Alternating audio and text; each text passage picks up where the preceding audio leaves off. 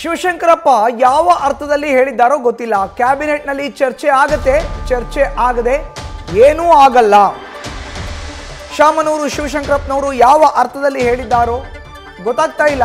But ಕ್ಯಾಬಿನೆಟ್ನಲ್ಲಿ ಚರ್ಚೆ ಆಗದೆ ಏನೂ ಕೂಡ ಆಗಲ್ಲ.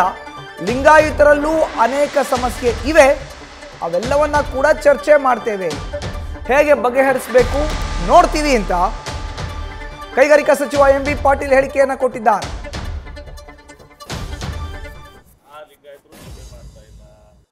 ನಾನು ಈಗಾಗಲೇ ಹೇಳ್ತೀನಲ್ಲ, ನಾಳೆ ಕ್ಯಾಬಿನೆಟ್ ಇದೆ, ಕ್ಯಾಬಿನೆಟ್ನಲ್ಲಿ ಚರ್ಚೆ ಮಾಡ್ತೀವಿ, ಅಷ್ಟೇ ಆಗೋದು. ಈಗ ಒಕ್ಕಲಿಗ ಮತ್ತೆ ಲಿಂಗಾಯತ ಎರಡೂ ಸಮುದಾಯ ಏನಾದರೂ ತಿರುಗಿದ್ರೆ ಅಧಿಕಾರ ನಡೆಸೋದಿಕ್ಕೆ ಸಾಧ್ಯನಾ ಅಂತ ಶಾಮನೂರು ಶಿವಶಂಕರಪ್ಪನವರು ಹೇಳಿದ್ದಾರೆ. ನೋಡಿ, ಶಾಮನೂರು ಶಿವಶಂಕರಪ್ಪನವರು ಯಾವ ಅರ್ಥದಲ್ಲಿ ಹೇಳಿದ್ದಾರೆ ಗೊತ್ತಿಲ್ಲ. ಆಮೇಲೆ ಇದೆಲ್ಲವೂ ಕೂಡ ಈಗ ಪ್ರಾಥಮಿಕ ಹಂತದಲ್ಲಿದೆ. ನಾಳೆ ಕ್ಯಾಬಿನೆಟ್ನಲ್ಲಿ ಚರ್ಚೆ ಆಗ್ತಾಯಿದೆ.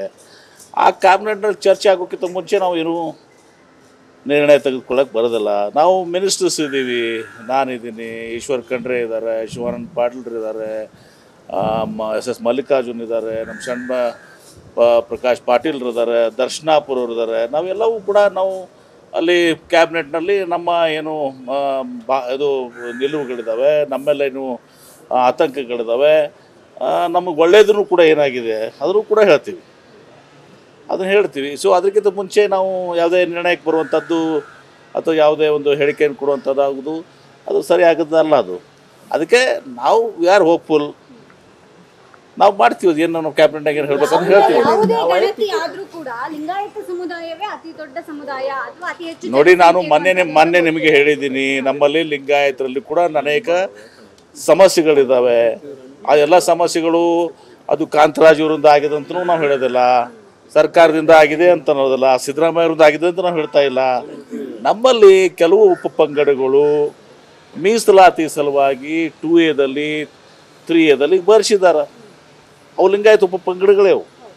ಆದರೆ ಅವರು ಲಿಂಗಾಯತ ಅಂತ ಬರೆಸಿದ್ರೆ ಅವ್ರಿಗೆ ಮೀಸಲಾತಿ ಸಿಕ್ಕೋದಿಲ್ಲ ಅಂತ ಅನ್ನೋ ಕಾರಣಕ್ಕೆ ಬರೆಸಿದ್ದಾರೆ. ಹೀಗಾಗಿ ಅಷ್ಟು ನಮ್ಮದು ಜನಸಂಖ್ಯೆ ಕಡಿಮೆ ಇಲ್ಲಿ ಆಗಿದೆ. ಅದನ್ನು ಯಾವ ರೀತಿ ನಾವು ಹೊಂದಾಣಿಕೆ ಮಾಡಬೇಕು,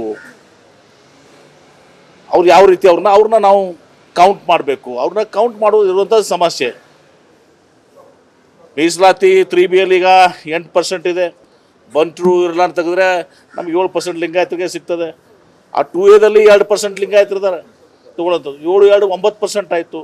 3A ಕೂಡ 1% ನಮಗೆ ಈಗ ಒಂದು ಕಮ್ಯುನಿಟಿ ಇದೆ, ಅಲ್ಲಿ 1% 10% ಇರ್ತದೆ ಲಿಂಗಾಯತರಿಗೂ ಕೂಡ ಸಿಗ್ತಾ ಇದೆ.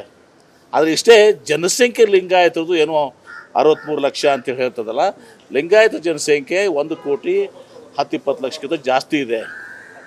ಅದನ್ನು ಇವತ್ತು ದಿವಸ ಇರುವಂಥ ಸಮಸ್ಯೆ ನಮಗೆ. ಅದನ್ನು ಹೆಂಗೆ ಪರಿಹರಿಸಬೇಕು, ಟೆಕ್ನಿಕಲಿ ಸಮಸ್ಯೆಗಳು ಕೂಡ ಇದ್ದಾವೆ, ಅಷ್ಟು ಸರಳ ಇಲ್ಲ ಅದನ್ನು.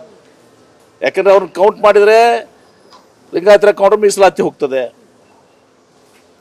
ಮತ್ತು ಮೀಸಲಾತಿ ಆ ಸಮಾಜಗಳಿಗೆ ದಿವಸ ನಾವು ಬಿಡಂತನೂ ಹೇಳೋಕ್ಕಾಗೋದಿಲ್ಲ, ಅವ್ರು ಬಿಡೋದೂ ಇಲ್ಲ. ಬಿಡ್ಲಿಕ್ಕಂತ ಹೇಳೋಕೆ ಅವ್ರು ಮೀಸಲಾತಿ ಸಿಗ್ತದೆ ಅವ್ರ ಮಕ್ಕಳಿಗೆ ಇವತ್ತು ದಿವಸ. ಇದೆಲ್ಲ ಸಮಸ್ಯೆಗಳಿದೆ. ಅದನ್ನು ಯಾವ ರೀತಿ ನಾವು ಇದನ್ನು ಇದು ಮಾಡಬೇಕು, ಅದನ್ನು ಒಂದು ಇನಿಷಿಯಲಿ ಕ್ಯಾಬಿನೆಟ್ನಾಗೂ ಕೂಡ ಇದು ಬಗೆಹರಿದಲ್ಲ. ಮುಂದೆ ಕ್ಯಾಬಿನೆಟ್ನಲ್ಲಿ ಏನು ನಿರ್ಣಯ ತಗೋತಾರೆ ನೋಡೋಣ, ಒಂದು ಕಮಿಟಿ ಮಾಡ್ತಾರಾ ಏನು ಮಾಡ್ತಾರಾ, ಅದನ್ನ ನಿರ್ಣಯ ಆದಮೇಲೆ ಅದರಲ್ಲಿ ಇದನ್ನ ಲಿಂಗಾಯತರ ಸಮಸ್ಯೆಗಳನ್ನ ಬಗೆಹರಿಸಬೇಕಾಗ್ತದೆ. ಸುಮ್ಮನೆ ನಾವು ಟೀಕೆ ಮಾಡಿದ್ರೆ ಆಗೋದಿಲ್ಲ. ಸಮುದಾಯದಿಂದ ಪ್ರತ್ಯೇಕವಾಗಿ ಜಾತಿ ಗಣತಿ ಮಾಡ್ತಿದ್ದಾರೆ ಅವ್ರ ಸಮುದಾಯ. ನೋಡಿ, ಯಾವ ಸಮುದಾಯಗಳು ಜಾತಿ ಮಾಡಿ ಏನು ಅಥೆಂಟಿಸಿಟಿ ಏನಿದಕ್ಕೆ? ಕಾಂತರಾಜ್ ಅವ್ರು ಮಾಡಿದ್ದಕ್ಕೆ ಇಷ್ಟೆಲ್ಲ ನೀವು ಇದು ಮಾಡ್ತಾ ಇದ್ದೀರಿ. ಇನ್ನು ಸಮುದಾಯಗಳು ನಾವು ಜಾತಿ ಗಣತಿ ಮಾಡಿದ್ರೆ ಏನು ವ್ಯಾಲ್ಯೂ ಇದೆ ಅದಕ್ಕೆ? ನೋಡಿ, ನಾಳೆ ಕ್ಯಾಬಿನೆಟಲ್ಲೇ ಮಾತಾಡ್ತೀವಲ್ಲ. ನಮ್ಮ ಸಭೆ ಇದೆಯಲ್ಲ, ನಾಳೆ ಕ್ಯಾಬಿನೆಟ್ ಸಭೆನೇ ಇದೆ, ಬೇರೆ ಸಭೆ ಹಾಕ್ಬೇಕು. ನಾಳೆ ನೋಡಮ್ಮ, ನಾನು ಹೇಳ್ತಾ ಇದ್ದೀನಿ, ನಾಳೆ ಕ್ಯಾಬಿನೆಟ್ ಇದೆ, ಕ್ಯಾಬಿನೆಟ್ನಲ್ಲಿ ಚರ್ಚೆ ಮಾಡ್ತೀವಿ. ಬಹುಶಃ 99% ಕ್ಯಾಬಿನೆಟ್ನಲ್ಲೇ ಬಗೆಹರಿತದೆ. ಕ್ಯಾಬಿನೆಟ್ನೇ ಬಗೆಹರಿದ ಮೇಲೆ ಮತ್ತೆ ಮೀಟಿಂಗ್ ಕರೆಯುವಂಥ ಅವಶ್ಯಕತೆ ಬೀಳೋದಿಲ್ಲ. ನ್ಯೂಸ್ ಫಸ್ಟ್, ನಿರ್ಭೀತಿಯಿಂದ ನಿಮ್ಮ ಪರವಾಗಿ.